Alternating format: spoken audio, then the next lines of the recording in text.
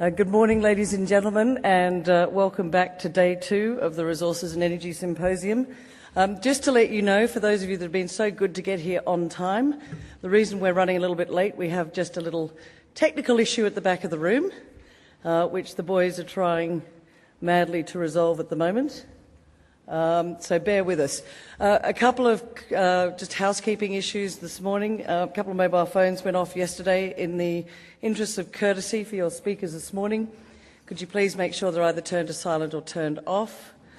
Can't be that important. You are in Broken Hill. And it's much more fun here. We've got some great speakers. Hello, John. Next what? Oh, fine the next person $100 and put it into the foundation. That's a damn good idea. All right, the next one that rings, where's our chairman? He's at the back. Rob Reynolds is here. Rob, the next mobile that rings, find them $100 and put it to the foundation. A couple of other things. The weather is challenging us just a little bit this morning. We will be okay for the dinner tonight. All the camels have been sponsored. If you don't have a ticket to the dinner, you have till midday today to pick up your tickets, and then there will be no more ticket sales. And also, in the interest of getting you into the venue in the most, I guess, the easiest way possible, could you please go to registration after midday today, and you'll be given a wristband. And the wristband will allow you to get yourselves into the dinner without having to take your ticket. So they're just going to give you a wristband, and that's how we know that you've paid for dinner. All right, so just bear with us for another few minutes, and then Rob will come up and we'll start the first session. Thank you.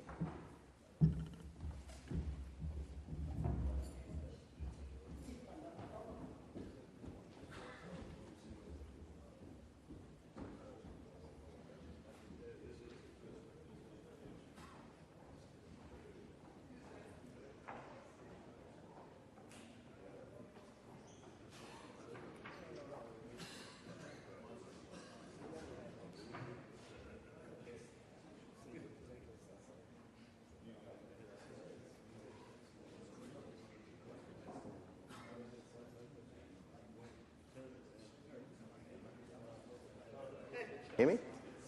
How about that? Don't speak now. So you're good to go. We will be running 10 minutes late. But you'll do the... Turn it off. Okay, so we're running 10 minutes late.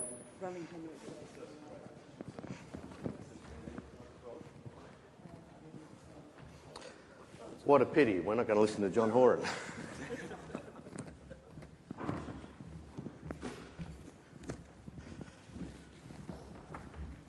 Good morning, everyone. Sorry for the delay. We've got a few technical issues up the back, but at least we've got a screen that now works. To kick things off, we're going to listen to Simon Bennison from the Association of Mining and Exploration Companies, who's going to talk about the future challenges facing the mining and exploration industries. Simon. Thanks, Bob. Excuse me, and thanks for your patience this morning. What I really want to do, I think I should have gone to bed earlier, was give you a bit of a snapshot on some of the key issues that are really not only AMEC's addressing, but a number of groups around the country, both at a regional and federal level, are very much preoccupied with at the moment. Just a quick snapshot on AMEC itself. It's been around since 1981. It's a very growing organisation at the moment. We've got over 300 companies that are involved. For those of you who are interested in being part of the organisation, I'm around all day, so I'd be really keen to catch up with you and have a chat. It's an organisation that's very focused on the mid-tier to junior exploration into town and in the production area, but it's also an organisation that tends to put itself a bit higher than most in an effort to create and influence change for the better of the industry. We're also just in the process of putting an extra office and staff in Sydney and also in Brisbane, and that's just been completed with the appointment of 2 regional managers. I won't go through some of the statistics that you're all pretty familiar with in regards to the industry, Probably the first thing I want to hit off on, and it has been raised over yesterday, is probably a key issue where we do undersell the industry, and that's in the social dividend that this industry provides back to the communities, particularly in regional areas. And we really do ourselves a disservice. One of the key things we're now focusing on is trying to promote the industry in a far better light. And I think a few of you would have seen a number of the ads coming through the MCA as part of that campaign over the next few years in the context of giving the industry a better light in the, not only in regional communities, but getting people, both politicians and city dwellers, to better appreciate how the industry returns a social dividend into regional areas. It's a critical part that we have to focus on. I guess another aspect that AMEC itself has really been preoccupied with, particularly last year during the election, was ensuring that the future of the exploration industry was on a decent footing. And I know I don't have to really preach to those converted in this forum about the importance of the exploration industry as far as future pipeline of supply goes. But it is a serious issue we have at a political level. Not only have not many of our politicians ever set foot on a mine site, but they really don't understand the total dynamics of the supply chain of the resource sector. So we have continuously pushed through the minerals resource rent tax process, which I'll get to in a minute, to emphasise the need to look at industry development programs, not only those that are happening at a state level, but importantly at a federal level. And we're extremely disappointed through the Policy Transition Group that the best they could come up with was the need to commission the Productivity Commission to do an inquiry on the approvals process across the country, as this was seen as the key impediment to the future exploration development. That was kind of sad in our light. I think they totally lost it in the understanding of what industry development initiatives about are in the exploration sector. And we're still pushing hard. Should there be, by any chance, another election in the not-too-distant future, then we've certainly encouraged the coalition in opposition to still proceed with its initiative to look at exploration development programs, which they've committed to. And we haven't given up on the current government. We still are being strong advocates in this particular area as well. I guess one of the key points for AMEC over the last 12 months in particular, and it continues right now with the carbon tax, has been the resource rent tax and everything that surrounds it. It's very, very consuming. And for an organisation our size, we've been very grateful to the many companies that have lent their support and been strong advocates in the context of opposition to the resource rent tax. I know there are some companies that live with this, but I can promise you the vast majority don't. And it's our belief that there is still a lot of room to move on this particular tax. Many are still questioning whether this tax will actually come into play in 2012, and I think that's a fair question.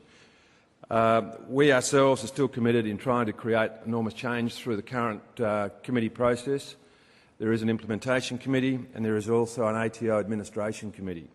We have a representation on the former and also on the latter, where we are trying to work closely with those groups to at least get the best deal for the junior and mid-end of town.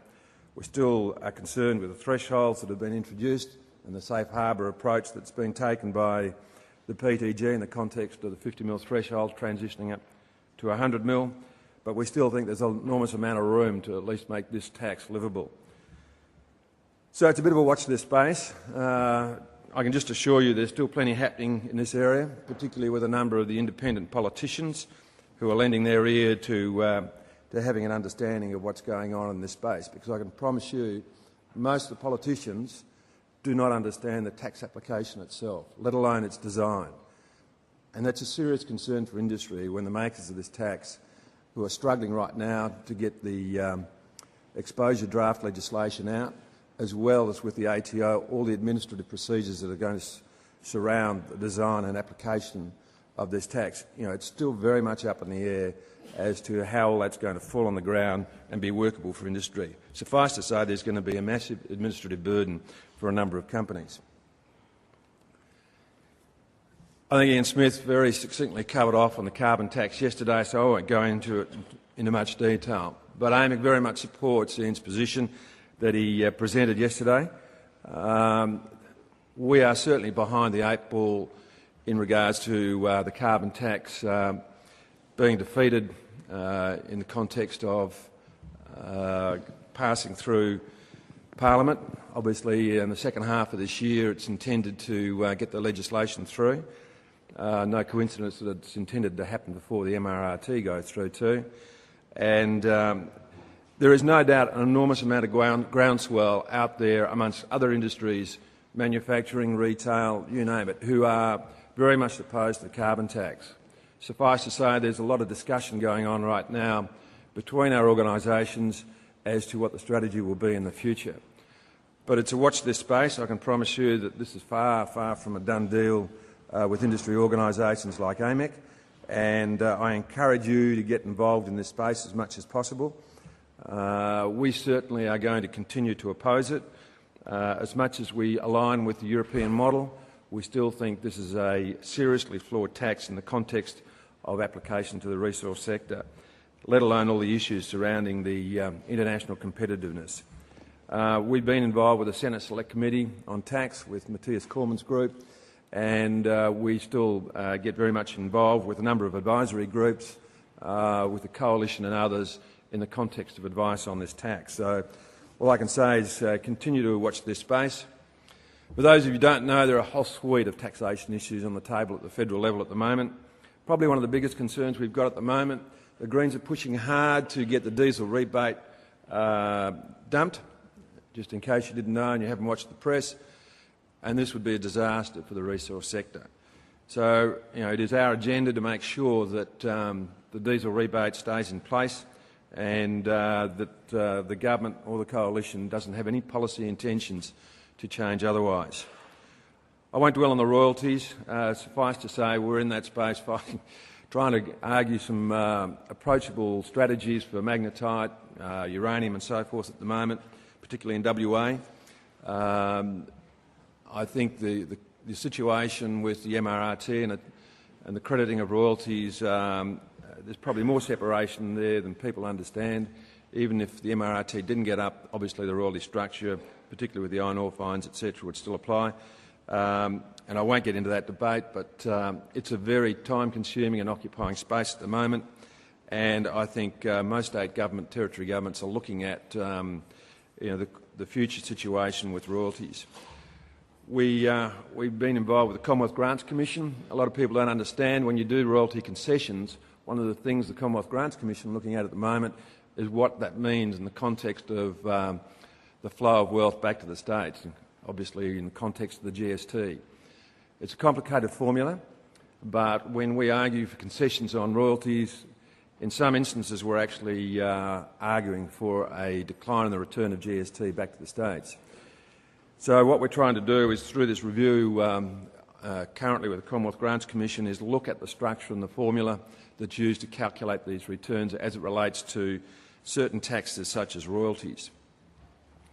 There are other issues there with the employee share schemes, R&D and general fee increases across the board that we're seriously concerned with, that industry is getting shortchanged within this whole process, and it's a continuous creep, if you like, on taking some of the benefits away from industry and not so much the incentives but what we call industry development initiatives that should be in place and be in parity with a lot of the other industry sectors that get provided these benefits to foster the exploration and investment in technology and so forth.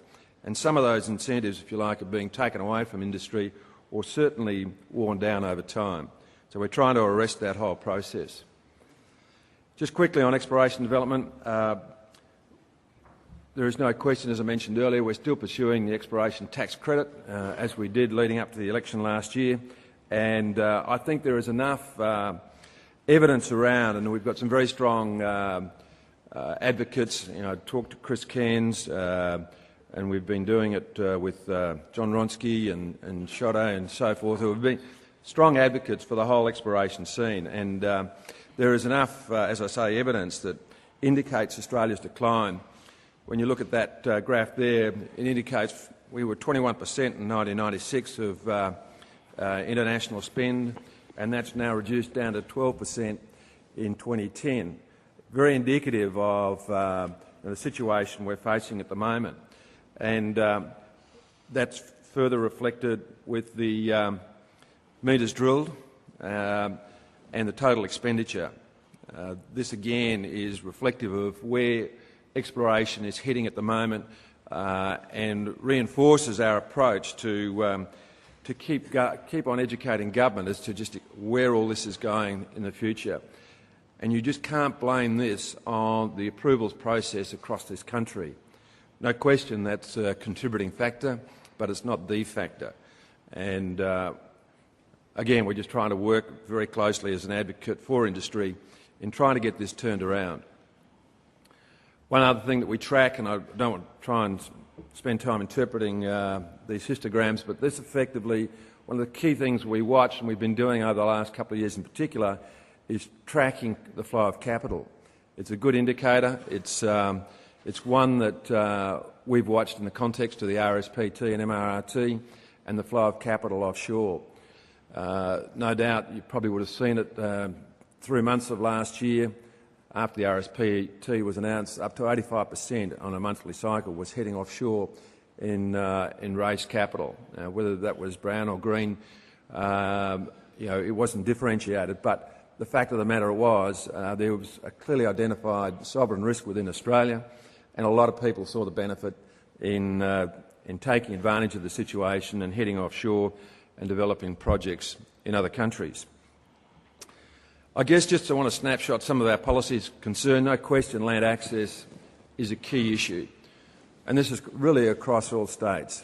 Probably the best run that we get a feeling from is happening in South Australia with regards to policy arrangements, but I think you're all very familiar with the issues, not only in New South Wales, but also in Queensland, also in Western Australia, in the context of land access issues. We are very keen to work very closely with communities, particularly those in the farming sector, to look at better strategies in which we can reach compromises on land use issues.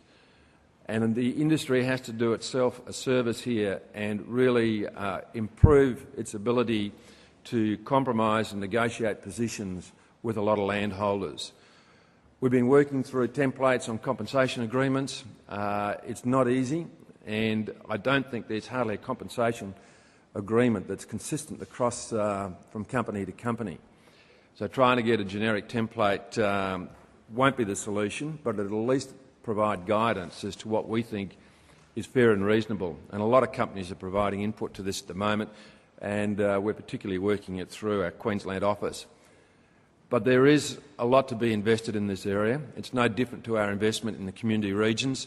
We're keen to improve the perception that the industry has in some of these regional areas, and we're certainly going to need your cooperation in trying to achieve that. I guess the other one that is concerned for us is the need for developing some sort of good neighbour policy.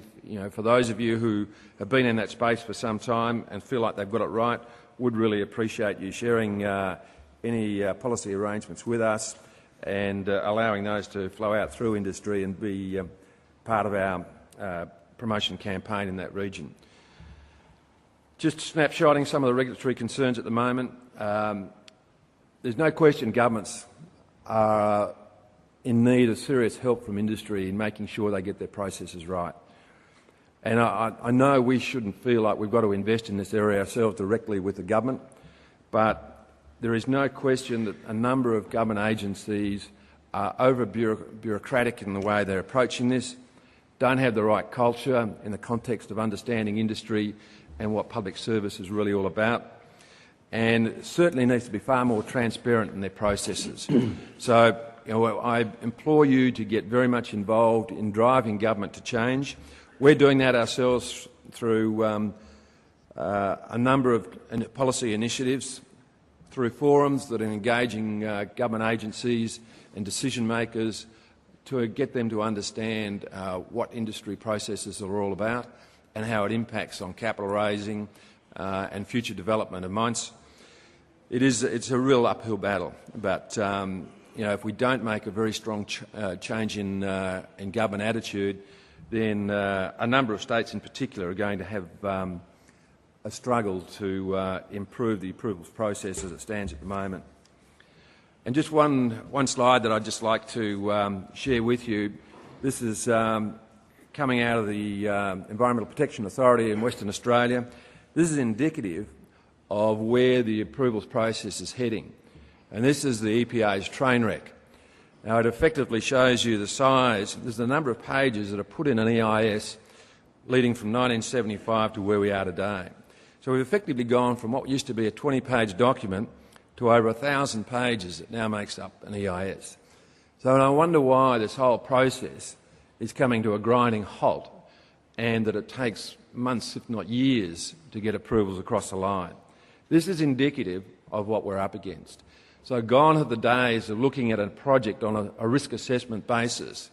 We now are putting that much detail into every minute flora and fauna issue that we've now got these enormous documents that not only bog us down, but are obviously bogging the bureaucracy down and resulting in very time-delaying approvals processes. So this is where we've got to institute some change. And I guess I've tried to just capture it in some of these environmental issues with the approvals reform and also with offsets. I mean, one of the greatest issues we've got with offsets is the distortionate request out of government for what they believe is a fair and reasonable offset to a land area or investing in an endangered species program or whatever the case may be. These are happening both at a state and federal level. A number of companies have described it as institutionalised extortion.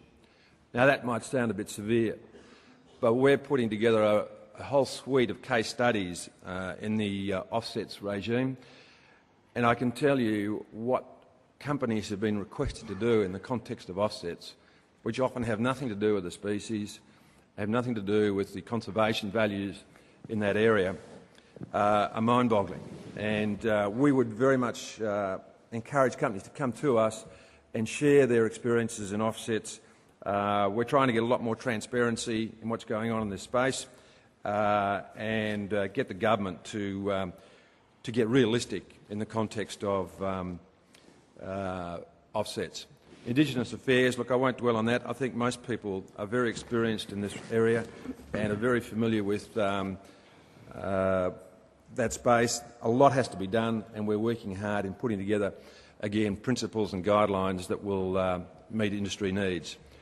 The only other one I really wanted to hit on was infrastructure and the investment that we're now making in trying to improve the allocation of support, as well as strong industry involvement within the whole infrastructure space.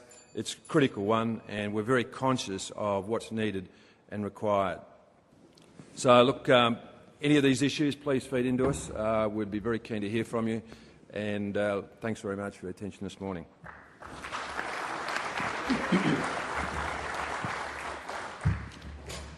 Thank you, Simon.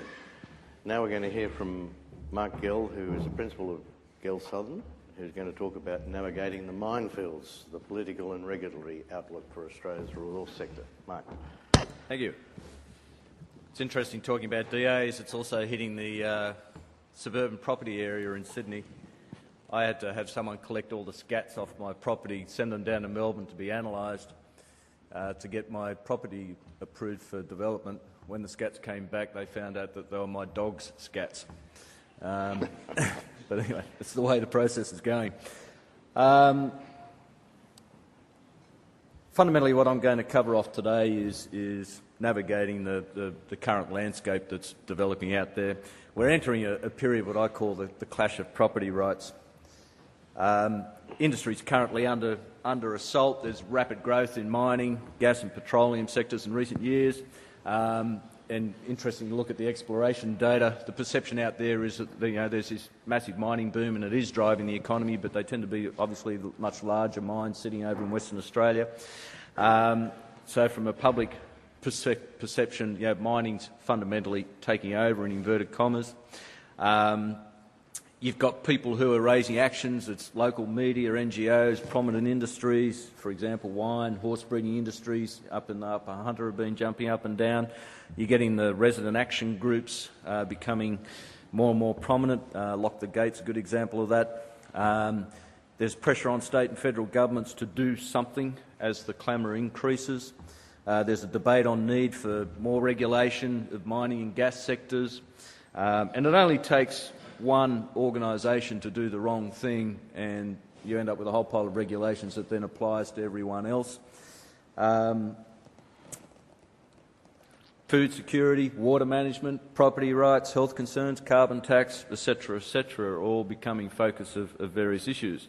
I mean, if we look at the food security area,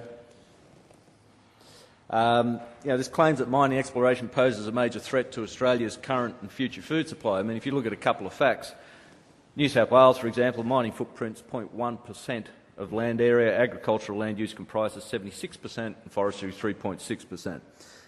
In Western Australia and Queensland, mining is less than 1.5 of the state footprint. And Australia currently produces enough food to actually feed 60 million people. So when you look at some of the facts don't actually validate some of the arguments that have been put forward by various groups out there.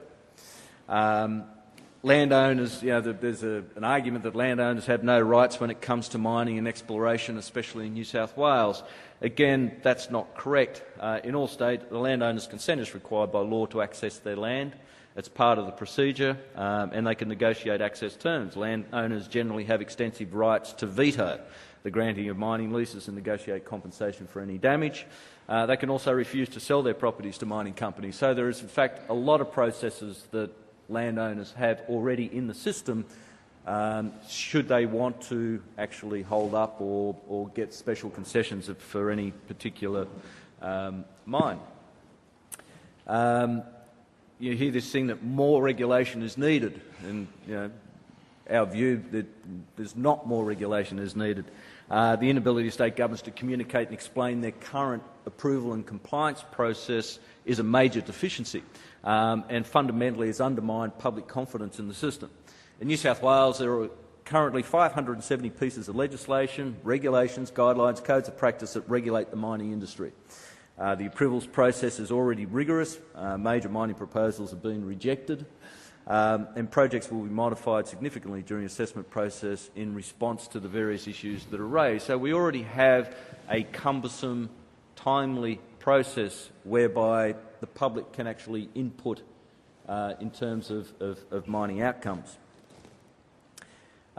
Citizens are revolting. I mean, this is a quote from Jack Thompson, Hunter Valley Protection Alliance. We got to lobby our governments to remember who they are supposed to serve. They don't serve the multinational corporations. They don't serve the oil and gas industry.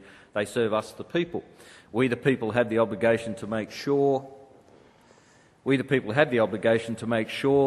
if we're going to explore for resources, then we do it the right way in the right places. Unfortunately, resources don't have a mind of their own and they can't actually determine where they need to be mined and where they don't need to be mined. But unfortunately, people like this who are taking action are actually getting their views more and more prominently into the process itself. It doesn't take much to actually derail a project. This is just a simple demonstration of reputation damage that can occur. We had one person, I used to work for One Steel. We put a major development of the magnetite mines in the facility out at Whyalla. We had one person that was emailing the minister, one person that was emailing the EPA every day. In response, what the EPA did is introduce 20 new licence conditions to try and shut this person up. One of those licence conditions was there will be no dust on all roads at all times. Now, that is not a licence condition that even a suburban street could actually follow. But for an industrial plant, a major industrial plant, I mean, we had to take the EPA to court and take on the 20 licence conditions. We ended up winning. But then we had to go through a longer process to get certain conditions put into the Indenture Act that runs One Steel out of South Australia, and the company, as a result, spent another $500 million converting the plant across to magnetite. So it only takes one individual to cause massive problems. One of our clients, there was a headline on the front page under the banner of the Financial Review, mentioned their company. Their market cap went down $100 million on that day. They're not a big company, but it sent shockwaves through the investment community, and we had a major issue on hand. One article. So these things can be generated from any area, and they can be generated in such ways that you don't expect to see them in the first place, and they can be people who are highly misinformed. Just moving to the New South Wales landscape, there are growing calls for total bans and moratoriums on mining in New South Wales. There's a whole fear and misunderstanding around fracking technology. In the lead up to the New South Wales election, all parties influenced by effective anti-mining and CSG campaigns in the Upper Hunter and the Liverpool Plains. High-profile and organised opponents, John Singleton, Jerry Harvey, Alan Jones, they're all racehorse breeders, they all have special interests, and everyone knows, I assume, the power of Alan Jones in New South Wales. He single-handedly, for example, was able to wipe off 30% of the capitalisation of Macquarie Bank when he took them on over the Sydney airports. So when these sort of people, high profile, start to run campaigns, then companies can be in trouble. Anti-mining lobbies, emboldened by the Labor government decision to block the Bicken coal mine in May 2010. New South Wales is looking at the triple bottom line approach now. Everyone would have seen the announcement that was made over the weekends about a 60-day moratorium on ELs. Yeah, it's interesting. It took them 60 days to actually announce that they're going to have a 60-day moratorium on ELs. I mean, if you add those two together, that's 4 months. I rang a minister's office this morning and I got a phone message. The office hours are between 9 to 5. Now, this is a state in New South Wales that's supposed to be back in business, and they have office hours from 9 to 5. I don't know any business that has office hours from 9 to 5. The new triple line approach to assessing all future ELs for mining and coal seam gas extraction is demanded by the New South Wales Nationals. They want to obviously reduce the impacts of mining and CSG on agricultural land and water resources is where the Nationals have been coming from. The state government's going to fundamentally conduct a statewide review of all existing ELs. That hasn't been announced at this stage. They're going to do a desktop audits of all existing ELs and focus on a couple of companies in particular. Those companies' ones were earmarked prior to the election in the Fin Review article. Regional land use policy. The new Office of Food Security and Sustainability is to be formed in 2011, another level of bureaucracy. Repealing Part 3A of the EPA Act. There's going to be a fair bit of confusion around approval regime for new mines as a result of that. Within 12 months, there should be new regional strategic plans for Liverpool Plains, Gloucester, the Gunnedah Basin, Upper Hunter and Southern Highlands. There will be exploration stage payments. New predetermined schedule of fees will be announced based on tonnage scale of projects. So there will be new fees as well as new regulations, and major fees will be paid only if project passes tougher assessment in mining and proceeds to mining licence stage. So fear and loathing is driving a change in the environment that's sitting out there at the moment. It's very easy for people to actually jump up and down, get media attention with the new social media.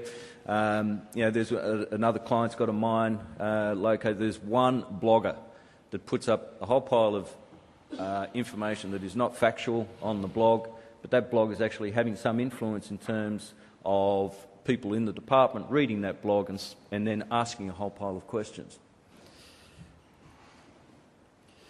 Coal seam gas under the spotlight in New South Wales. There's a new aquifer interference regulation which will be introduced in June 2011. Regulation provide guides on the acceptable impacts of aquifers. All activities in coal seam gas will have to obtain an aquifer interference approval from the New South Wales Office of Water, which is a new office. Tougher oversight and reporting on wells. Government will require more information on fracking ingredients, toxicity and aquifer damage. And there will also be a number of different chemicals which will be banned in terms of fracking fluids, which were recently banned in Queensland. Transitional arrangements. New South Wales Government is fundamentally putting a number of transitional arrangements in place. They're going to take a precautionary approach. What does that actually mean is quite difficult to get out of the various ministers' offices at this point in time. There's going to be greater caution in granting ELs for coal and coal seam gas, and the community will have a greater input into the EL process moving forward. The other major change, of course, is the explicit agricultural impact assessment statements that will be required for mining and petroleum projects as part of the EIS process. In terms of Queensland, there's growing community backlash and lobbying against coal seam gas. Everyone's aware of that in Queensland. The Lock the Gate National Alliance is agitating for stricter controls and bans on coal seam gas. There have been various objections against mines that have been raised. The Queensland Government has recently increased its legal protections for landowners against coal seam gas exploration, and the new LNG enforcement unit formed to monitor coal seam gas projects around southwest Queensland. So there are more layers of regulation, there are more layers of departments as the government tries to respond to this public clamour around various new projects. Other resource states, WA is relying on resource sector for royalties and jobs. The royalty rate, as we know, has just recently gone up to 7.5%. The news out this morning was that was flagged with the Federal Treasury, in fact, a year ago, so it's not like this thing's come out of left field. There's growing opposition to coal mining in the southwest, centre of the wine and tourism. Strong support for mining in South Australia, including uranium. South Australia seems to be a keen supporter, and you know, in all the work that we've done, we found that South Australia was probably the easiest state, particularly when Paul Holloway was the minister down there, to actually get things done. How does the resource sector respond? Community outrage and mistrust about mining and so forth is real. It's there. It tends to be obviously in areas that are either near environmentally sensitive or near other land use areas or near urban areas. Don't rely on the state government and its agencies to actually communicate effectively around to landowners and others. Companies need to be proactive in that area. It's in the interest to actually be proactive, especially if the project has any elements of controversy surrounding it. Start communicating before the EL process itself. I mean, reach out to the people who could be affected by the various operations and start communicating with them early in the piece. In a lot of instances, there have been landowners that are discovering that there's an EL over their property only after an explorer requests access to the property. We've come across those sort of circumstances. And in those sort of cases, people are actually asking for trouble, because if those people then start reacting to having the EL because they weren't informed, and people like to be informed, when they find out they haven't been informed, they will take some form of action or objection.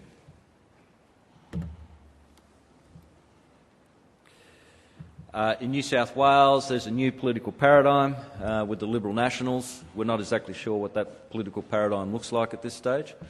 There's a lot of talk about the state being open for business and so on and so forth, but we've seen very little evidence at this stage that they're moving with any speed to actually do that. In fact, it's quite the opposite. There are quite a bit of uncertainty sitting around there, not only within the mining community, within the investment community. I'd speak to a lot of the investment community. And there are real concerns around investment in New South Wales as a result of the policies of the current government. Well, not so much the policies of the current government, they're just not communicating with anyone. It's very difficult to find out exactly what's going on in terms of the review processes because the government's just not communicating. We read an article in the media first up about the EL audit, and we've got clients who are going to have their ELs reviewed. They didn't know about it, and there was a backhanded comment in a media article. Well, that doesn't inspire confidence among investors. Companies need to seek opportunities to engage directly with the ministry, the new minister, office is required, or use registered lobbyists such as ourselves. In terms of some concluding remarks, I'm ahead of time. We are entering a new paradigm. There has been a shift. People's rights are now getting expressed more and more every day. There are new avenues for people to express those rights. Very easy to put up a website, very easy to put up a blog site. Normally what we're finding is some local person will put up a blog site or a website, and what happens is a bunch of out-of-towners, so to speak, will jump onto it like environmentalists because they have an agenda and they'll utilise that agenda. There's a conflict of property rights. It's easy for people to become more vocal. It doesn't actually take that much to get a project off into a different direction. Again, the magnetite example down in Whyalla. Whyalla had a dust issue. This one person, as I mentioned earlier, was emailing the ministers every day. Of the $500 million odd that was spent on Project Magnet, as it was known at the time, $60 million of that was purely environmental spend. And the biggest chunk of that environmental spend was building a shed 1.5 lengths of a football field. I think it would be one of the biggest sheds in the southern hemisphere to put hematite ore, to store hematite ore, so the wind couldn't get to it and cause any dust issues. Companies definitely need to be more proactive these days. They need to take a multi-stakeholder approach. It's not only just lateral conversations with the department and various authorities. You've got to identify who the stakeholders are in the area. You've got to reach out to those stakeholders. Sometimes it can be quite timely and quite a frustrating process. Again, one of our clients has got a lease in an area where there's a horse breeding area. It's an underground mine. We've been reaching out to them. It takes a lot of time because this horse breeding station's not owned by here in Australia. It's actually owned by the Irish.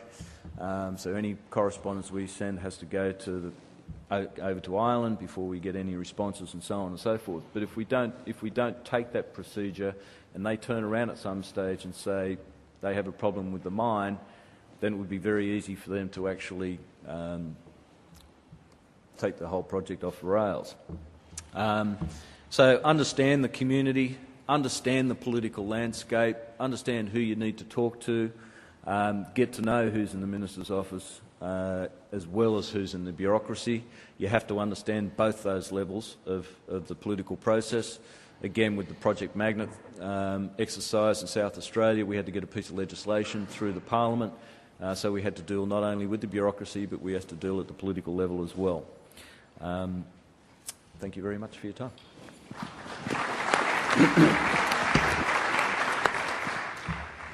Thanks, Mark. Now I'd like to call upon Bill Herditch, who's a Director of Fifth Estate, and Bill's talk is entitled Sustainability, It's All the Rage, but Can It Apply to the Resources? Thanks, Bill. Thanks very much, Mr Chairman. I know 70 minutes of talks at a pace is sort of a bit much. If you want to sort of stand up and shake your legs and move, do so, I won't be offended. But Tony Hargroves told me I should say what the Fifth Estate is because no one knows, because we're very low profile. Actually, the Fifth Estate emerged, the three former executive directors of the New South Wales Chamber of Mines in 1995 formed a new business.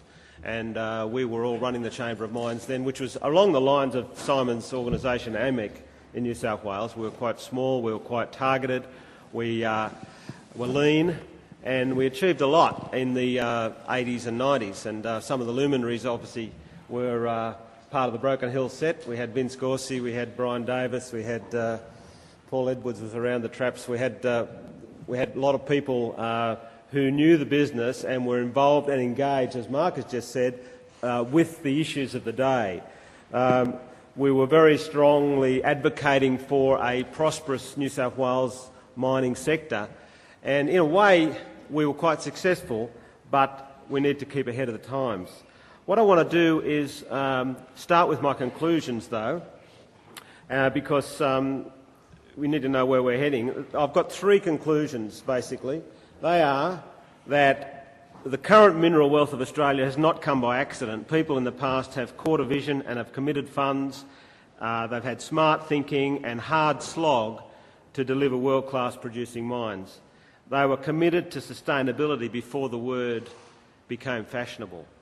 My second conclusion is that sustainability is not a corporate buzzword designed to sort of tick boxes in an annual report.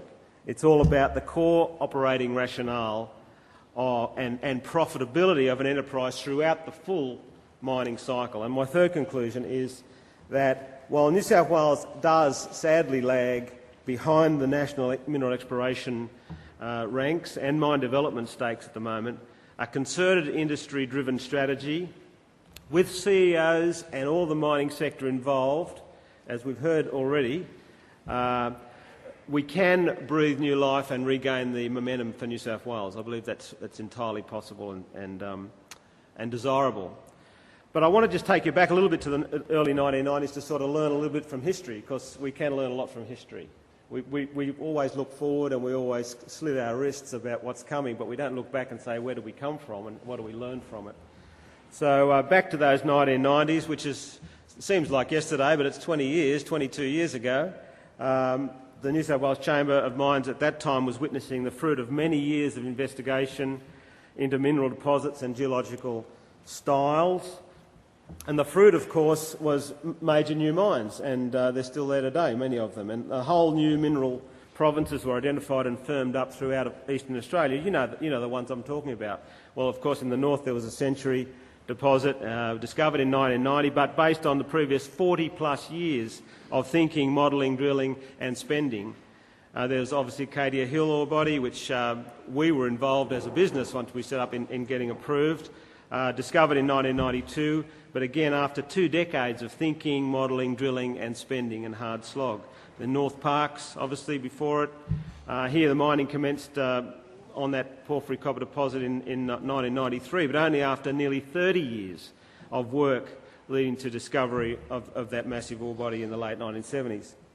Lake Cowal, further south in the 1980s, the new thinking on these massive copper gold deposits were applied in the West Wyalong area.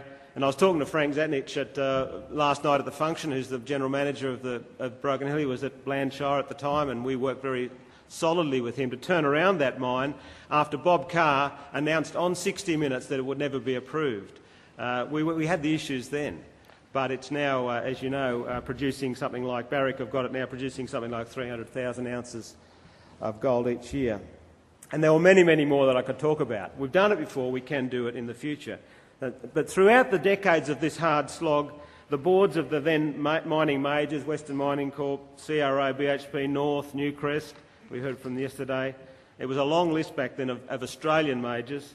They continued to maintain very strong commitments to exploration driven by their major successes and their vision. For example, Jacob Rebeck, CRA's exploration manager at the time, recently said that CRA maintained a complement of 115 geologists and at least 9 exploration bases through all the downturns. So they were committed to the long term. So they understood that the next big mine was not going to be handed to them on a plate, but they were smart at how they engaged with governments and the investment community in the exploration and development task. And most importantly, from the sustainability angle, they well understood the realities of the mine development, what I call the mine development cycle, which might sound like common sense to you, but to people who are regulating and investing and seeking to drive or constrain or promote this industry, they don't really understand it. The important thing to note from this schematic, which is only a schematic, and it could apply to any project, and it runs over 1970 to 2040. So it's a 70-year typical cycle. Of course, the challenge is to produce enough profit during that number 3 phase, the mineral production phase, to justify all of the exploration, proving and development and closure and rehabilitation effort. And that's what the sustainability argument is all about. It's managing your business and your risk and your engagement through that whole cycle. So we know what the cycles are, but the risk profile, of course, changes through that cycle. So for the exploration phase, we've talked about it already: land access, community engagement, farmer relations. There's some technology risk in that area. In the second phase, in the proving development phase, obviously construction and financing risk. They're right to the fore. Then when you get into the production phase, all of the issues with the market, with FX, some technology. I mean, look at Century now. Century is now subject to that risk of that in that production phase with the zinc price. And in the closure and rehabilitation phase, there's regulatory and community risk again. Environmental risks then, of course, in terms of what you're doing with the site afterwards. It's a long process. And so to my second major message is that sustainability in the mining industry is not just a corporate buzzword that's suddenly been invented. Although you'd think it was when you pick up all the annual reports from all the listed companies. They've all got their sustainability page, and they've all ticked the boxes for the Global Sustainability Index or whatever they do. But they've missed the point that sustainability is for the full term and a full cycle. Unfortunately, many of these companies tend to relegate their organised sustainability thinking to a sidebar or a back room of their business. They deal with it in a special unit located somewhere near the PR department. And of course that's understandable if one views sustainability in terms of a response to outside pressure from green groups or environmental regulators. But in reality, sustainability in this business is all about managing the risks and ensuring profitability that can be maintained throughout both the long and the short cycles of mining development. That is, sustainability must work as the core operating rationale of the enterprise. I did my training in ecology, actually, back in the 70s, and I like to actually apply the thinking about natural systems and ecological processes to this sustainability imperative for the mining sector. As we know, in natural systems, materials, energy and water are cycled through the environment in a self-sustaining sort of closed loop. We know it's self-sustaining because those systems are still operating after millions of years and they're still functioning. With the Earth's productivity is maintained as plants, which are the principal engines of the natural world, capture solar energy and convert it into carbohydrate. This fuels production in other parts of the systems, including animals. Nutrients and water and chemical energy are recycled in mostly short loops, actually, short cycles rather than the long cycles. Waste actually doesn't exist in the natural system because byproducts become feedstocks for secondary and tertiary processes. And I think it's actually possible, if we think about it, to apply these sort of ecological principles, which, again, I did my ecology before it was fashionable as well, to apply these principles to building and running a modern business, or more broadly to growing and sustaining a whole business sector. So I like to think of the business of sustainability as in 6 elements of the enterprise that working together will deliver resilience, growth and long-term success. So let me run through the elements quickly. The first is profitability, which must be the driving focus for sustaining any business. In reality, and consistent with that ecological mindset, profit comes from applying smart thinking towards maximising the effective use of resources, adding value and eliminating waste. Second one is people. Both rewarding and respecting people in our businesses as the intelligent drivers within the production enterprise. We've heard a lot about skill shortages, but how much is the industry, and I know this symposium is serious about developing young skills, but how much do we actually really focus on the people in our businesses? I was talking to Richard Fortune last night about how do we value people in our businesses for the long term? Do we spit them out too soon and too rapidly and quickly? So people. The third element is continual reinvestment in technology and information about the business of the future. This will require recycling a healthy part of the enterprise's proceeds back into continual improvement, discovery and new horizons. For example, into the mineral exploration in this case. Another element of the sustainability thinking in a business is cleaner production, which includes applying the best available technology for maximum capture or avoidance of pollution and recycling and reuse of water resources, etc. I add another one. I hesitate, but I put it in because lower carbon footprint, not necessarily about addressing climate change, but about energy management, because energy costs are going up.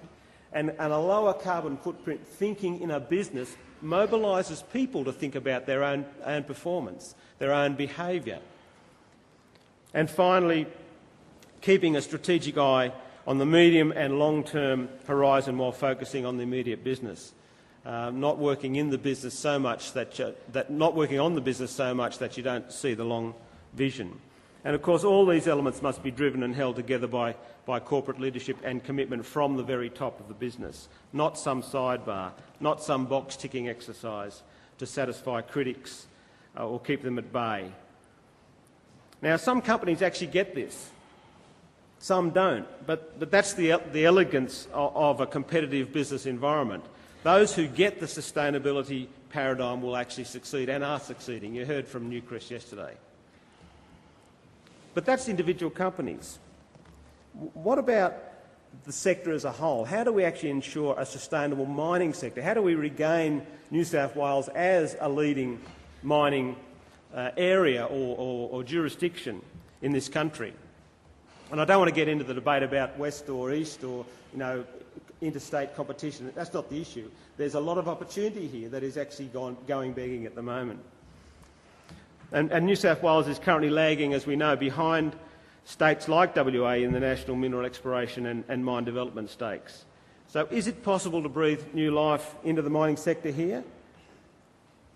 Well, of course, my third point and final point was that governments need to know what the real priorities are for the sustainable industry. We've heard from the two previous speakers about all the issues, and you maybe sort of say, well, I'm actually out of here. There's too many issues, I can't cope. But unless the industry actually identifies them in priority, takes them forward to governments with proactive and positive ways of dealing with them and suggestions, not relying on government officials or ministers to come up with answers, the role of government is actually to maintain the lowest state of mutual discontent in the electorate. We're about coming with positive ways to move forward. This next chart actually is no surprise. This is mineral exploration expenditure per quarter in WA. Last year, the annualised rate of mineral exploration in WA was $1.5 billion in the year. This clearly shows where all the action is at the moment, with exploration activity feeding on revenues and future expectations from the current boom. By comparison, New South Wales spent just $147 million in the same period. Now you might say, well, actually New South Wales is a bit smaller than Western Australia, so that's not a very valid comparison. But if you actually do it on a per hectare basis, there's New South Wales compared with Western Australia. So even when one corrects for the different land area, the gulf remains at $1 billion of difference every year in mineral exploration activity between WA and New South Wales. Now, this, above all else, raises a profound challenge about the sustainability of mining to New South Wales. We heard yesterday that public investment in exploration in New South Wales had averaged around $4 million per year since 1994. When the person who said it, it sounded like a big number, but $4 million from an industry in this state which actually generates royalties alone of $1.7 billion this year. $1.7 billion of royalties for the mining sector will be going to the New South Wales government. and yet public expenditure on exploration, base exploration, that is, the tools of exploration, the flying, the magnetics, all of the base material that explorers need, it's been around $4 million per year. And it's actually been less in the last years than it was higher in the early part of the late 90s. Now, while some may say that coal will continue to carry this state, and they may be correct, and all of the backlash, as we've seen, has been from coal and coal seam gas, not a lot of backlash from minerals and metals exploration. So the coal industry may well continue to carry the state, but that doesn't obviate the urgency of the new exploration task, because as we saw earlier about the long-term planning cycle, today's exploration effort inevitably translates into tomorrow's mines. And also, we'll see in a moment, New South Wales coal and gas projects are running into their own problems, as we've heard already, in several key areas, with the incoming O'Farrell-Stoner government really pinning its colours to the mast. It's unpacking as we speak. We need to really ask ourselves, will these problems in the coal seam gas sector spill over into the minerals sector as well? And I believe they will. The public out there doesn't distinguish between coal mining and gold mining. Mining is mining. If it's bad in one area, it's bad in the lot. So we need to be very careful about the sort of knock-on effect from one sector to another. Then in the longer term, the proof of the pudding is in the data, and it's clear from this bit of data I pulled out showing that in New South Wales between 1980 and 2010, sure, there was a small increase from about 4% of national copper and gold production to about 16% because of those big deposits that I talked about earlier. But in the base metals from zinc and lead, we were up around 60% of the national production. In the 80s, we're down around about less than 10% in New South Wales. Just an example of how the fortunes of the industry will shift with that long-term cycle. So how then can the mining industry on this side of the continent work to sustain its future? Great to hear that AMEC is going to be flexing its muscles in New South Wales. Great opportunity, and it's been a long time coming. But the CEOs and the companies need to be out there identifying the issues and putting their money where their mouth is. Money and voice with the people that matter. You cannot blame government. Government is just there sitting waiting for feedback. Government responds to pressure. It needs to come proactively. So what are some of the ideas? What are some of the opportunities? Well, I've already talked a little bit about exploration, but there is an increasing need to redirect some of that royalty income back into fundamental exploration. As the trend with other resource industries happens around the world, the so-called merger wave among international minerals companies continues to narrow the field for homegrown mineral exploration. And it's up to many of the companies here to actually carry that can, but they need the tools, and the tools come from that public investment in exploration infrastructure. And the government's own estimation, its own publications, there's a lot of unexplored ground to cover here. The second one is the whole question of renewing miner and landholder trust. In the 90s, when we were at the Chamber, we actually formulated the template for the access agreement under the new 1992 Mining Act. That was the time. But that's a long time ago. As has been said before, we need new ways to deal with headlines like that. Saturday's Sydney Morning Herald. You open your paper over your cornflakes and you see that, you think, where am I? New South Wales? A mining state 20 years ago, with exporting 120 million tonnes of coal plus a year, and the incoming government announces something like this. We need new models. We need to work together to overcome some of these misconceptions, and in some cases real conceptions of problems and bad management by some companies.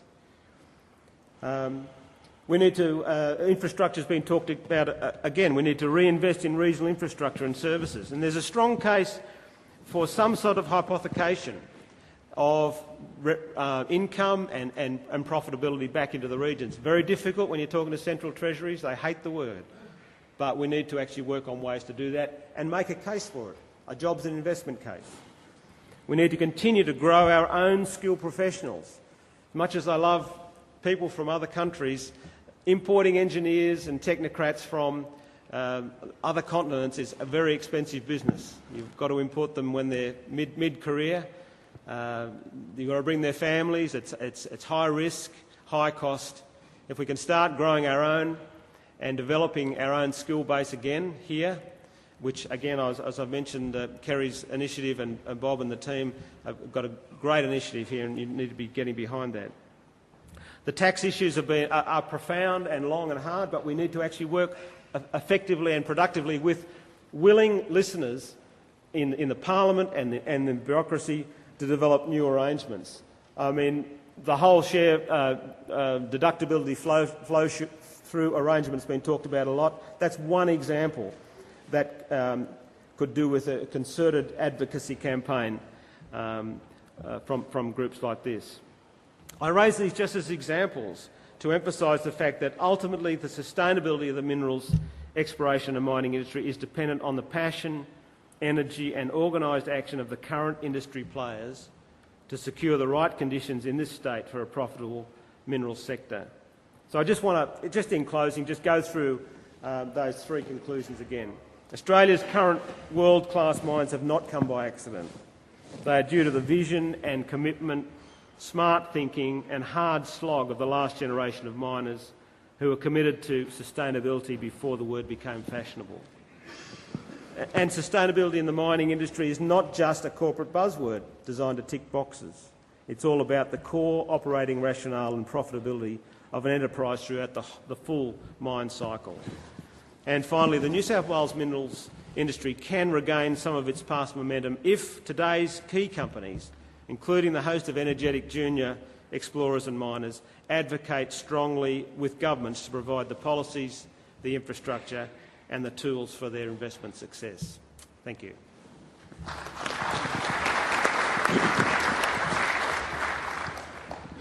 Thanks, Mark.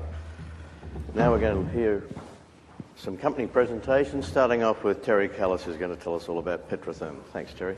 Thank you. Thank you, Rob. Good morning, ladies and gentlemen. Pleasure to be here to speak to you today. What I'm going to try to do today is just give you a thumbnail sketch of who Petrotherm is and what our flagship project, Paralana, is about. What I will encourage you to do, though, is to go past our booth and pick up a copy of the presentation. The presentation is more fulsome, has a lot of detail about how our joint ventures work and some of the financials that relate to our Spanish projects. In addition, we have a DVD, which is an excellent way of actually describing what it is we're trying to do, much better than what I'll be able to do today. So, very briefly, that's our tagline, Clean Energy for Future Generations. We are about baseload energy. Obviously, long-term, what we'd like to be is in a position, maybe in 30 years' time, to be able to do that free of subsidy. The obligatory disclaimer. I'll go through very quickly who we are. We're a leading geothermal explorer and developer. We've got projects in Australia, Spain and China. I'll be focusing on the Australian project, where our projects go across the whole spectrum of geothermal technology, conventional and otherwise. And our flagship project's not far away, just past the Mundi Plains, I understand, this way, in the Northern Flinders Ranges. Some stats on who we are. We're a company that's been spun out of Minotaur Exploration. You'll hear Minotaur's MD talk a little later today. Currently, our share price is suppressed. We're best of a bad bunch currently.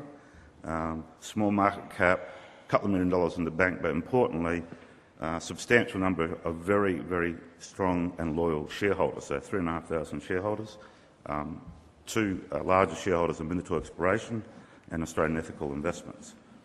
I won't go into more detail on our joint venture here, but I will say that basically the way our joint venture works, there's up to $85 million plus the equity share project cost that goes into that, together with almost $70 million of government grants. Basically, after we drill our next well, we've drilled one successfully, we're about to frack and then go forward to drill a second well, which I'll talk about.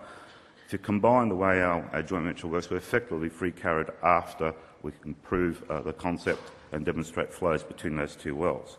So it's a very strong, highly and well-leveraged joint venture arrangement with the government grants. Here's our rogues gallery, and most of the rogues are here today.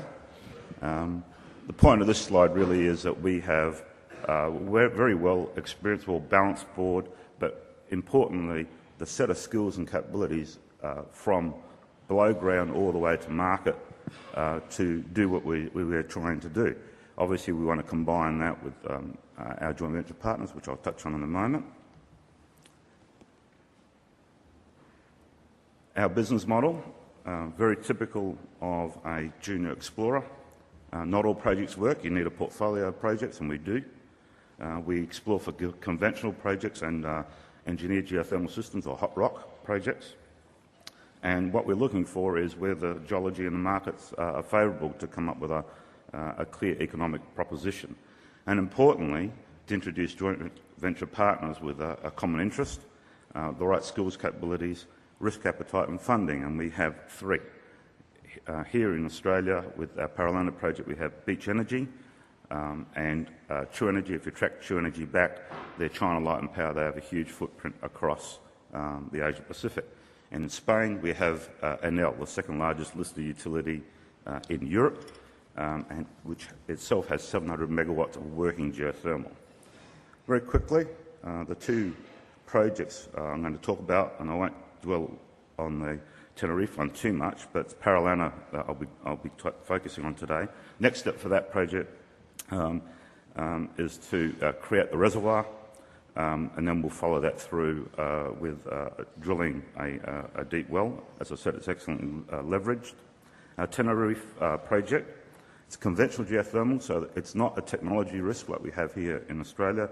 It's an exploration risk. So it's about finding a naturally occurring reservoir, relatively shallow and relatively hot compared to what we're trying to do here in Australia.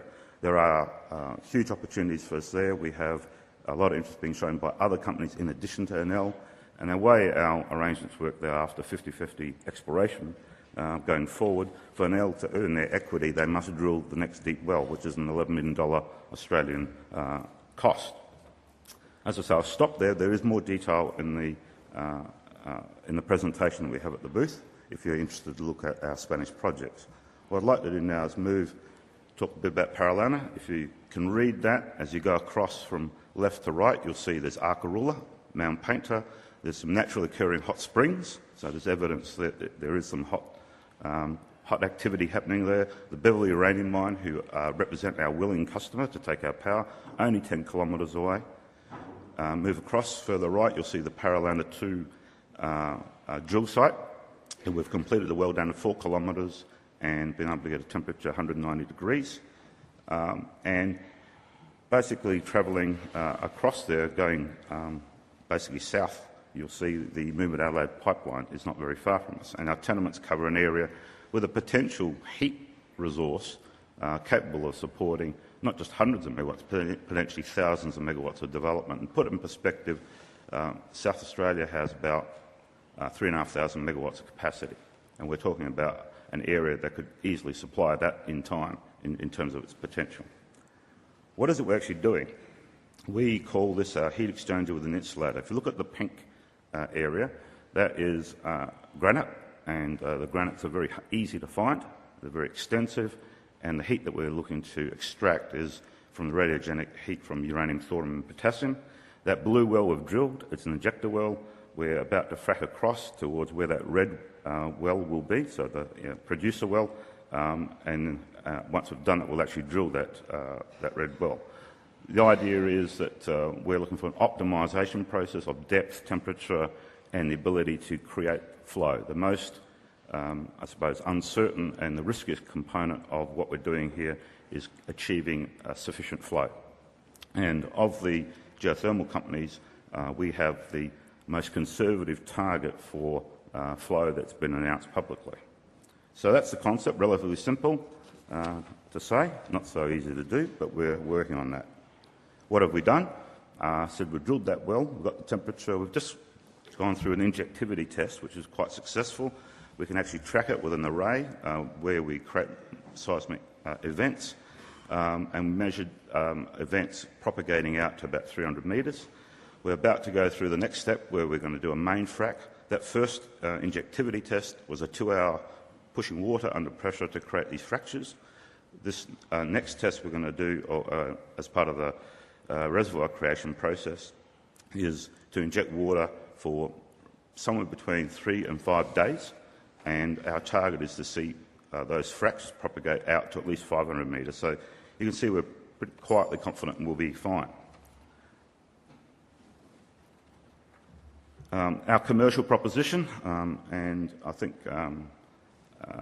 Andrew Wascott took a little bit more about this too in terms of what the potential is, but basically we can be commercial, we believe, viable at each stage, from small megawatts, providing the local market, building up to the region, and ultimately either to Olympic Dam, Port Augusta, or indeed back here to Broken Hill.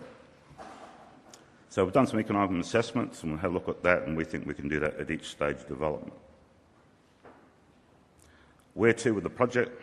Basically do the frac, drill the next well, hopefully commence that in the second half of this year, do a circulation test. At that point, that's when really the equation, the financial equation for Petrotherm changes. If we're successful with that circulation test, put some power plant on top, and if all goes well, we'll be in a position to produce power end of next year.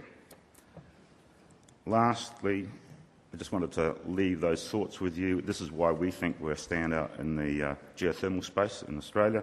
Effectively, we have a very unique way of finding the heat, exploiting the heat, significant third-party, strong endorsement with the 3 joint venture partners, the major government grants that we have, and so far a good track record of success. We've drilled a well, we've got the right temperature, we're about to go into a frac process. We've got other projects which are now emerging in Spain. So, you know, in our view, while we're the best of the bad bunch, we think we will be demonstrating that we are significantly able to differentiate the company and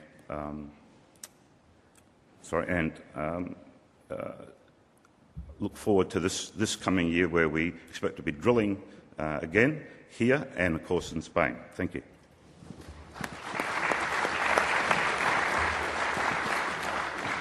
Thanks, Terry. Now we're going to hear from Rowan Wolfe, who's the Managing Director of Ivanhoe Australia. Oh, you took the... There you go. Thanks, Rowan. Okay, well, the history and the future of Ivanhoe Australia in 10 minutes. Well, this is going to be the most important slide in my presentation. I'm very prone to arm waving. Basically, this says you should take everything I say with a grain of salt. Now, you're going to need a few grains of salt with this one. This is the Friedland formula. Now, the Ivanhoe Group has been particularly successful in exploration over the last 10 years. So I thought I'd stand on my soapbox here and go over how we go over this. We don't like to take out large land holdings over areas that we think are particularly well mineralised and are underexplored. We put in a sizable team of geologists. On our Ivanhoe Cloncurry project, we have about 30 geologists up on site. We've given them a large budget. Most importantly, we show a lot of patience. They are free to make mistakes and try out new ideas, and we find this leads to discovery. Now, it's surprising how few companies actually manage to do this. The juniors don't usually have the money or the people to do their ground justice. The majors, often politics gets in the way of that money making it to the guy on the ground with a good idea.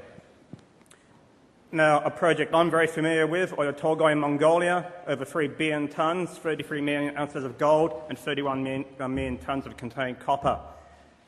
BHP went in and drilled out the top of southern Oyu Tolgoi and central Oyu Tolgoi in the end of the 90s. We came in 2001, drilled under it, hit some big intersections.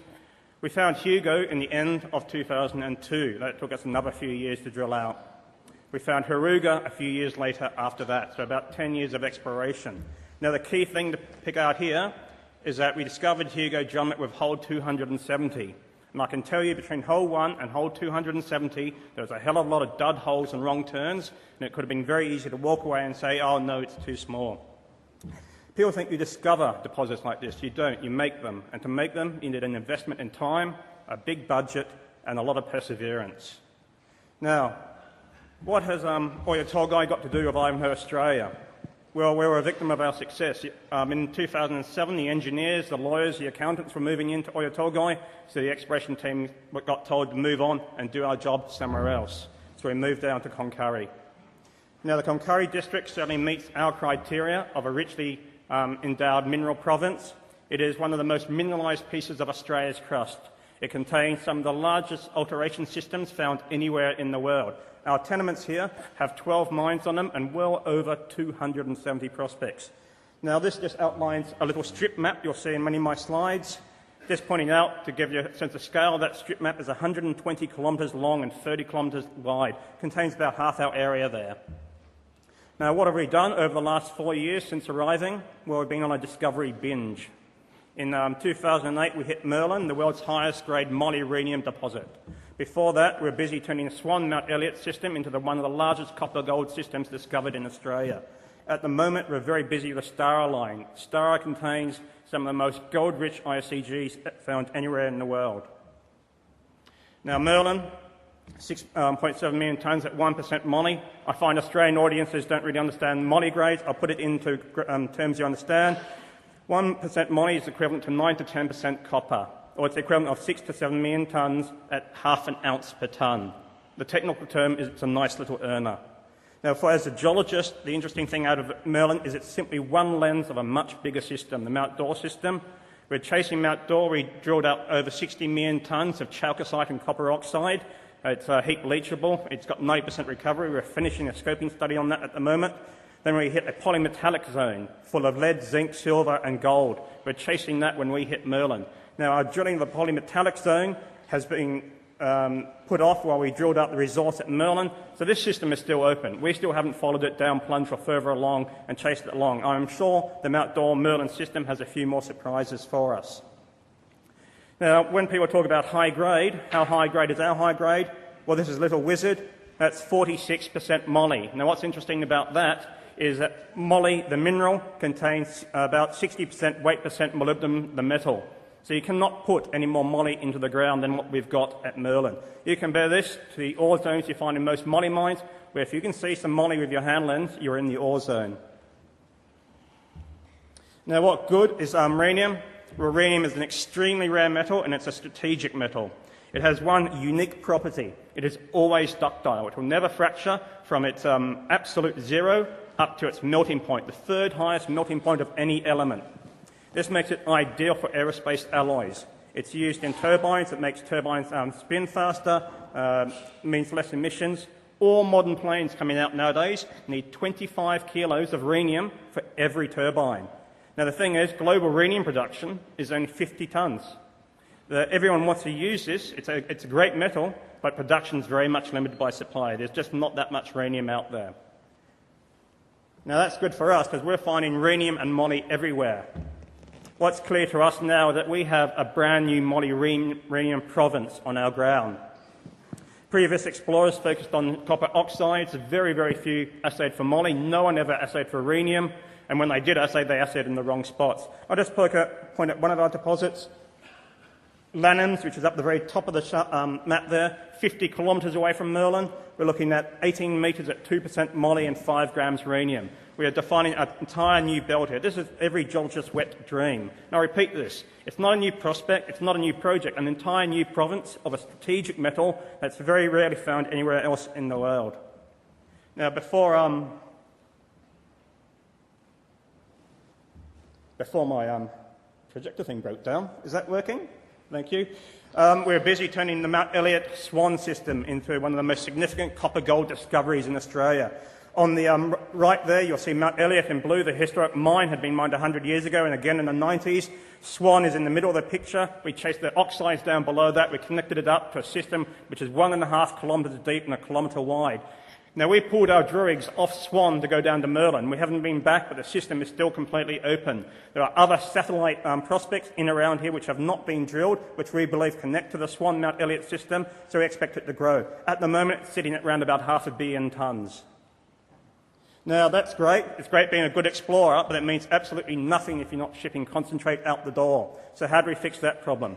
Well, you take a resource-rich explorer such as ourselves and you combine it with someone who's infrastructure-rich. In this case, Osborne. Barrick had the Osborne mine just south of us in orange down the bottom of that map. They had a very limited resource base. So we've combined that, we've picked up the mill, we've more importantly picked up the staff who run that mill, and now we're resource rich and we have the infrastructure to start mining. Now this acquisition has really fast-tracked our production. We'll be producing concentrate far sooner than anyone expected. We'll be hopefully shipping out the concentrate from our copper gold projects this time next year. It gives us basically a new business. We combine our copper gold resources from Barrick's ground and our copper gold resources from our ground, and we can get this mill up and going quite soon. We'll also build the Merlin plant and roaster down there. That lowers our capital risk and it brings that cash flow from Merlin ahead. Now, I'm sorry, I must look like a parent with photos of a new baby here, but I do feel like that. This whole kit and caboodle cost us only $17 million. And the good thing about this, the moment after we bought it, we back-sold $5 million worth of gas back to the supplier, and there's another $5 million worth of spare parts sitting around. So a very good bargain. Just touching on that copper gold project, so we're combining Stara, we're doing resource drill outs at Stara at the moment, along with Osborne and Kufa. If you just have a look down the bottom of the picture, there we have the Kufa ore body in green. It's still open, we'll be drilling that out. There's a drive that Barrick put in. They put in a drive 2.5 kilometres, got within 150 metres of the ore body. The global financial crisis happened, they decided they want to sell this project. So we've started that again, we're mining it already, we've got 100 metres to go. Now finally, this is the second last slide, there's nothing more we love in Ivanhoe than exploration. This is just some assays from some of our main exploration projects at the moment. Main thing to remember for every one of these is another 50 projects that we need to explore. Barnes Shaft, 29 metres, 3% copper, 3 grams gold. Someone told me that was the third highest intersection in recent times in Australia, behind our Merlin and behind Degussa by Sandfire in WA. That may not be true. Kurudalla, historic mining there, 27 metres at 7%. Trecolano, 44 metres at 5%. I can guarantee we'll be going in there and we'll be drilling that in the same way that we drilled Merlin Mount Dore, as we drilled Swan Mount Elliot, and as we drilled Oyu Tolgoi and Hugo Drummond. Now, finally, to wrap up. 4 years ago, Ivanhoe Mines consisted of a small group of geologists sitting around a campfire with a few good ideas. In the last 4 years, we've made some of the most significant discoveries in Australia. We are capitalised at over $1 billion. We have a decline halfway down into Merlin, and we're producing copper con next year. Now, if there's one thing I want you to take away from this talk, it's this. You haven't seen anything yet. We haven't finished exploring in our tenements. We've only just started. And if our growth over the last 4 years is anything to go by, I can absolutely guarantee we'll continue to grow over the next 4 years. So thank you.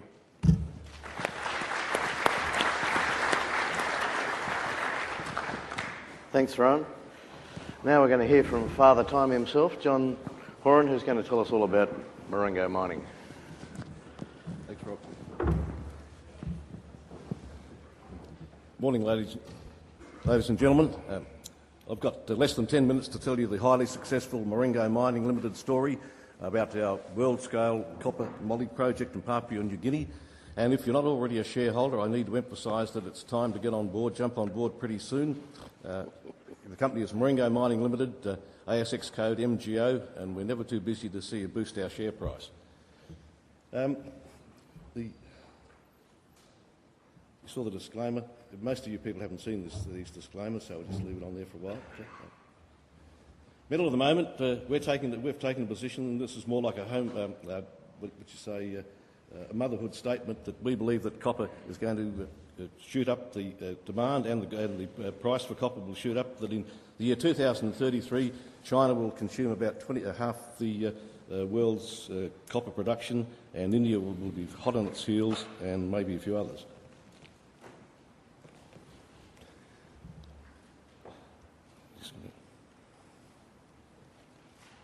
What we're doing, we lobbed in Papua New Guinea after listing on the Australian Stock Exchange in 2003. We lobbed in Papua New Guinea in our nearest neighbour in January 2005. We picked up a copper moly project by sheer hard work, good luck and good fortune. We're based in Perth. We've got this world-scale copper moly project in Papua New Guinea. We've got a groundbreaking strategic alliance with a big Chinese company. We've got a funding and offtake agreement on that, and we've got really top Australian and overseas expertise. The company's domiciled in Perth. The keen judges can see that aerial shot. It's the Perth CBD and also the notorious West Perth Mining and Exploration Centre.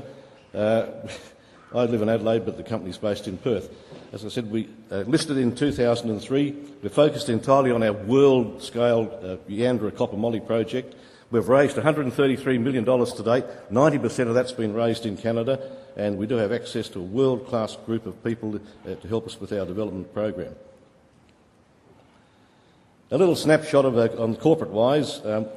Some companies are dual-listed. We're tri-listed. We're listed on the ASX, the TSX and the POMSOX in Port Moresby. Our market cap hovers around about 300 million. It's 270 million on that slide. We're about 310 million today. And we've got some real heavyweight shareholders. I don't know whether you can see them up there, but we've got the Sentient Group. Most of you people know, work out of Sydney and Vancouver, and they own about 22% of the company. We've got George Soros and his Quantum Partners with 18%, so we've got about 40% of the company is looked after by two big heavyweights. And we've got, we say, $65 million in the tin there. We're down to about 62 million right now. Board-wise, a quick snapshot of the board. We're truly an international board, as you can see from there. We straddle Australia, Papua New Guinea, Germany and Canada. The first three people there, myself, Les Emery, the MD, and Doug Dunnett, who's here today, we were founding directors of the company back in 2003. We were fortunate to get Sarabi Namalu, a former Prime Minister of Papua New Guinea, a top man, very impressive man, very astute fellow, and we're lucky to have him on board. We've got Susan Sesselman, a German investment banker who represents Sentient, one of the major shareholders, as I just told you. We've got two Canadians. We've got Elizabeth Martin, who's a top accountant and worked for Western Mining at one stage, and John Hick, who is a very professional and competent corporate lawyer in Toronto, and also has much experience in the mining sector. Incidentally, we've got, with the two women there, I think two very successful women. I guess not so much that we've cracked the glass ceiling, but I think we're well on the way to complying with the ASX's new or incoming gender code of corporate governance. Now, much maligned Papua New Guinea, we're very happy to be there. It's a thriving community as far as mining and exploration is concerned. We're centrally located next to the Asian markets. It's got a very stable government, as you know, under Sir Michael Somari. He's about to finish his second 5-year term. It's got a very good accommodating mining legislation, and of course all of the heavyweights are up there, the Barricks, the BHPs, the Newcrest, etc., the Newmonts, and you name them.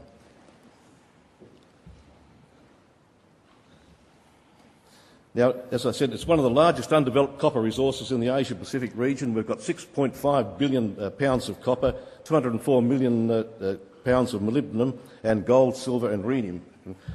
We're targeting commencement of construction in the first half of 2012 and first production in 2014.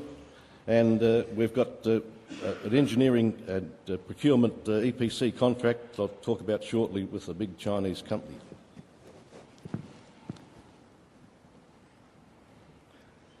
Just a bit of a snapshot there. The project at Yandara is about 95 kilometres southwest of the seaport town and the capital of Madang. It's down the road we've got from us the Barrick Group, and up further north we've got Ramu Nickel further down towards the coast. We've got about 100% of licences there in the white area. It's on a structural trend that goes for quite a couple of hundred k's, and it covers the very highly prospective Bundi Fault, over 100 kilometres in the Bundi Fault zone. And in the middle there you'll see that copper button. That's the copper porphyry project that we're focusing on entirely. And the black buttons there are targets that were picked up or noted or tested or picked up by Kennecott some time ago, but never been drill tested. If you look at the mine section, we've got on the right-hand side there, I can show you that the Gremmy zone is the high-grade zone, which is our starter pit area. And looking at the pit, it's about 1,800 kilometres up above sea level. It's like a reverse pit, if you like, and it's got ore outcropping but no oxide. and we're going to mine the first 10 years in that Gremmy zone, which is the high-grade zone, about 0.7% copper, down to about 0.5% copper. So it's going to have a very good starter pit. Resource-wise, we just increased the resource to brought in measured reserves for the first time in February. We've got 776 tonnes of copper and moly in the resource. We've got a billion pounds of copper in the first in the measured category, and then 7.6 billion all over. On to rhenium, we've got in the inferred resource we've got 776 million tonnes, but we've got about 2.2 million ounces of gold as well, and some rhenium. So it's not a very shabby project at all. Just showing you here that we're going gangbusters. We've got 5 drill rigs going at present, 111,000 metres of drilling, and 352 diamond holes have been done. The holes that we've completed since December are not concluded in the ore.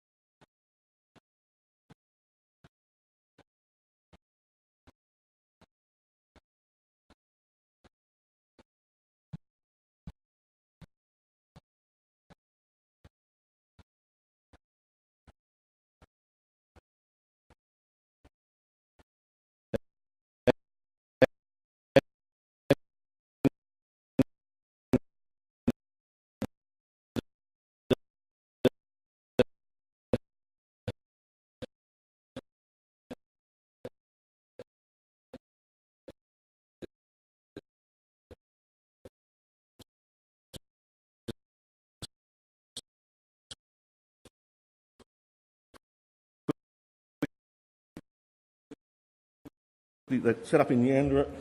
We've done this groundbreaking deal, we suspect, with China Non-Ferrous Corporation's Foreign Engineering and Construction Company.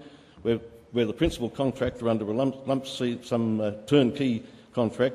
Will deliver us the project, plus a facilitator arranging about 70% of the financing, which will be for a project of $1.6 billion, and the Chinese will take an off-take agreement for a certain proportion, and maybe pop in some money into the equity into the company up to about 15%.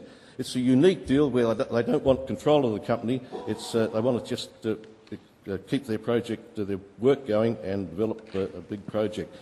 In December, we picked up Standard Bank in the UK as our financial advisor.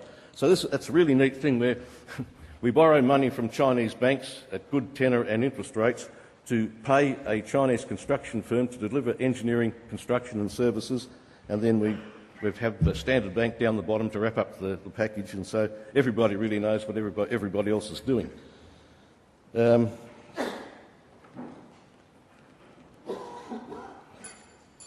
Thank you. That's really it. That's it. Hey, sorry, Jeff. Sorry, come back. Okay. Well, just while he's coming to the podium, what I want to impress on you, as I said at the start, is that we're a big beast. We're going places. We've got very good backing from large major shareholders, and we are very confident that we can really deliver for our investors, and it's time to come on board. Thank you.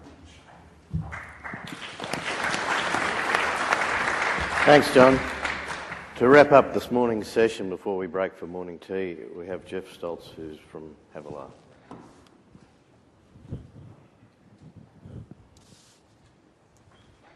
Havilah Resources. The facts, no spin.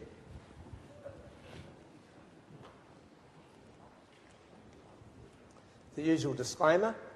This is the year and the time that everything happens for us. We've been an explorer for 9 years, and this year we'll become a producer, a miner. I'll just go back. I'm having trouble. We've been exploring for 9 years, as I said. We've been exploring west of Broken Hill in the Curnamona province, and in that time we've been quite successful. We've proved up 5 projects, 5 JORC resources, and going round from the top, Prospect Hill in the Flinders Ranges, that's a small tin deposit. Coming around clockwise, Oban is a uranium deposit. It's currently in a field leach trial stage. There are no other projects like that in Australia right now. At Banadgery, we have a gold deposit, which is unusual but beautiful if you like money. At Kalkaroo, we have a large copper-gold deposit. At Mootaroo, we have a massive sulphide copper-cobalt project. And Maldorki is our recent find that will prove to be very nice.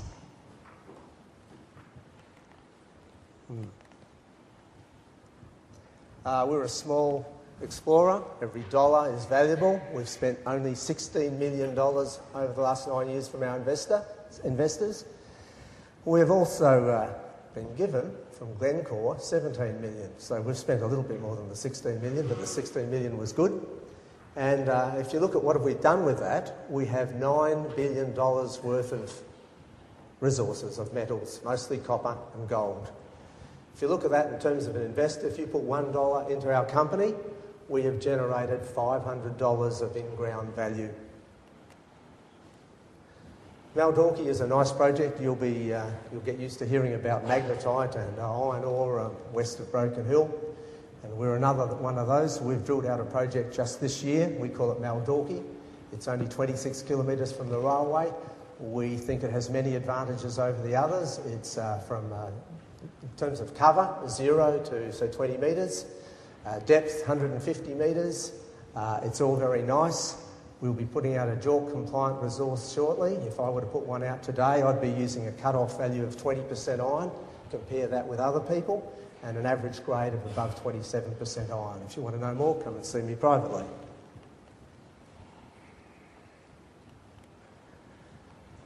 Looking at our metal inventory, in terms of, it's mostly there in copper, almost $6 billion worth of copper, over $2 billion worth of gold, and just glance across to the iron, that's non-JORC, but it soon will be JORC.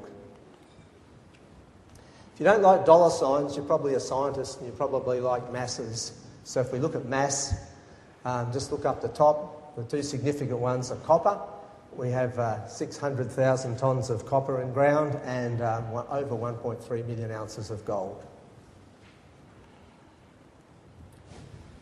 Our Kalkaroo copper deposit is our one close to our heart. That's our first one, and it's fairly big by our standards, 62.5 million tonnes, 0.52% copper, 4.8 grams per, decimal 48 grams per tonne of gold.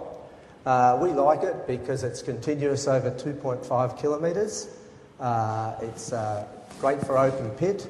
We would mine it to 230 metres, and other people have done calculations for us, and they claim that if we mined that over 12 years at the current metal prices and everything went according to plan, the cash surplus, in other words the profit, would be over $1 billion.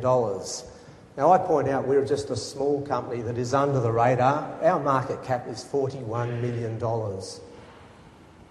Million, not billion. Our Mootaroo project is a massive sulphide. I said massive sulphide, that's typical ore.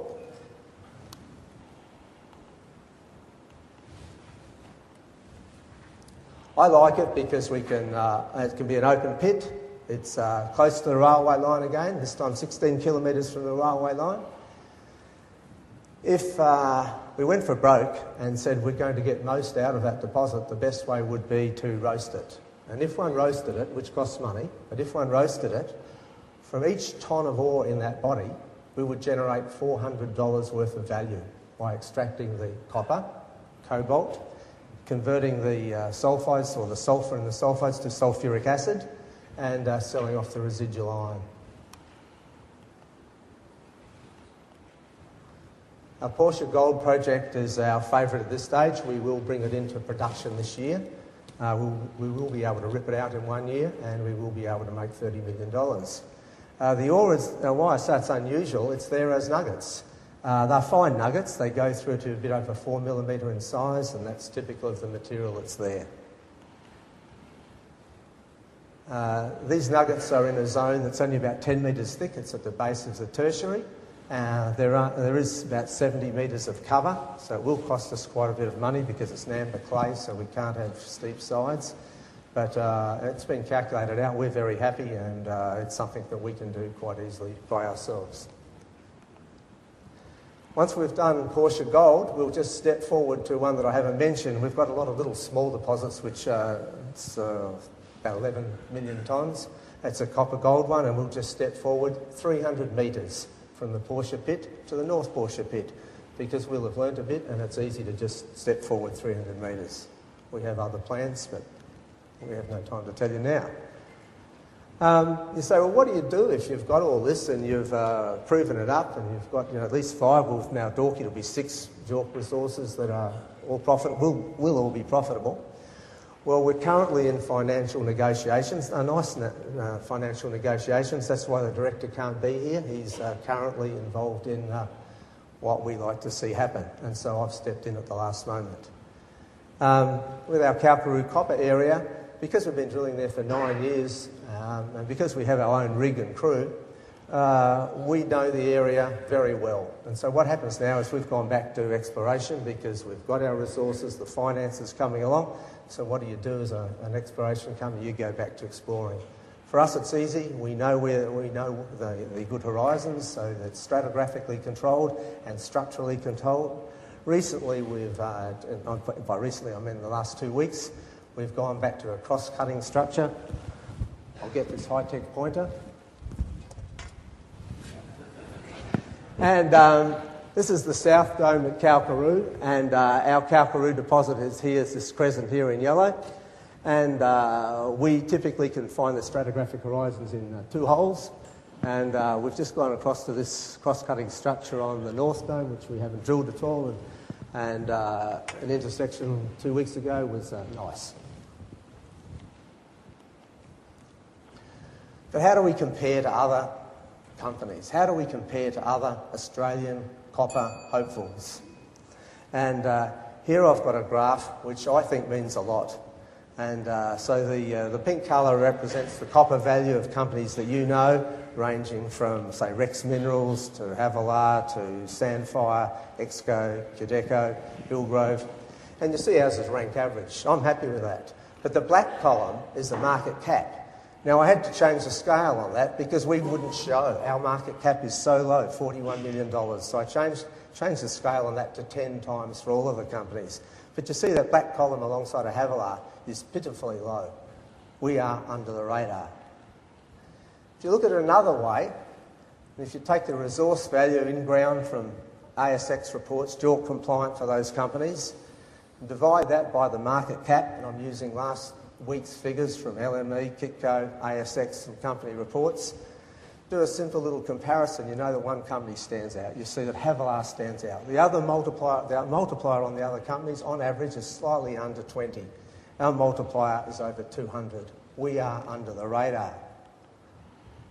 If you don't like the big picture, how about look at one small project? A small project is it's not small to us, it's our Kalkaroo copper deposit. There have been sales this year. On the left we have Lady Annie. Lady Annie has been sold to Chinese interests for 135 million. The pink shows the amount of copper, the blue shows the value it was sold for. On the right we have Cloncurry copper. That will be sold to Xstrata. That will be sold for 175 million. In the middle you have our Kalkaroo copper deposit. You could put a value on it. Glencore will put a value on it. Glencore gave us $17 million towards proving that up, and in 2 months, less 1 day, they must make a decision as to whether they want to do a joint venture, in or out, or buy it outright from us. I'll dismiss a few and stop on this one. I would like to leave you with a pleasant task, and the task is to research Havilah resources and to seek financial advice. And guess what? I expect to see your name on our share register.